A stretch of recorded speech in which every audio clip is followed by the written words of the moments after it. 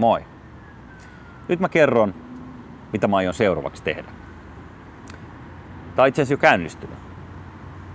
Eräänä pääsiäisenä, tuossa ei niin kovin kauan sitten, me oltiin mun entisen puolison kanssa autossa. Ja meillä oli vähän huono omatunto. Oli tihkusade ja pitkä perjantai. Ja sille huonolle omatunnolle löytyy tausta. Ja se tausta on sellainen, että silloin kun me aloitettiin seurustelemaan, niin tämän mun ex-puolison veli kuoli. Semmonen nuori 20-vuotias kaveri ajoi moottoripyöräonnettomuuden. Ja me ollaan käyty vuosien saatossa sitten tämän kundin haudalla ja sytytetty siellä kynttilää. Ja meillä oli pääsiäisenä siinä autossa huono omatunto siitä, että me ei ole käyty siellä hautuumaalla sytyttämästä kynttilää. Sitten me ruvettiin miettiä, että voisiko tämän tehdä jotenkin toisin. Että voisiko muistaa jotenkin eri tavalla. Ja siitä tämä lähti liikkeelle. Se mitä me tehdään on muistolehto verkossa.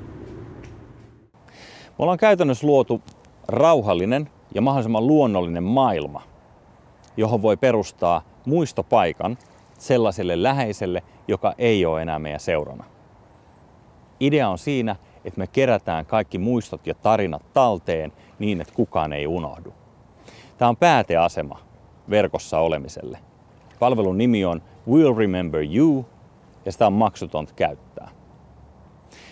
No kysymys kuuluu, miten muuten kuin sanallisesti, kirjoittamalla, hiljentymällä tai kuvina pystyy muistamaan toista ihmistä?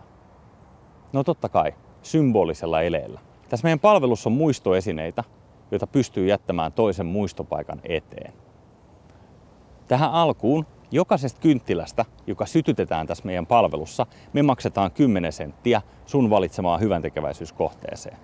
Ja nyt ihan selvyyden vuoksi, siis kynttilän sytyttäminen ei sulle maksa yhtään mitään. Me maksetaan 10 senttiä siitä. Ajatus tässä taustalla on siitä, että se lopullinen asia, mikä on tapahtunut, voi myös kerryttää sellaista rahapottia, mikä siitä antaa uutta toivoa jossain muualla.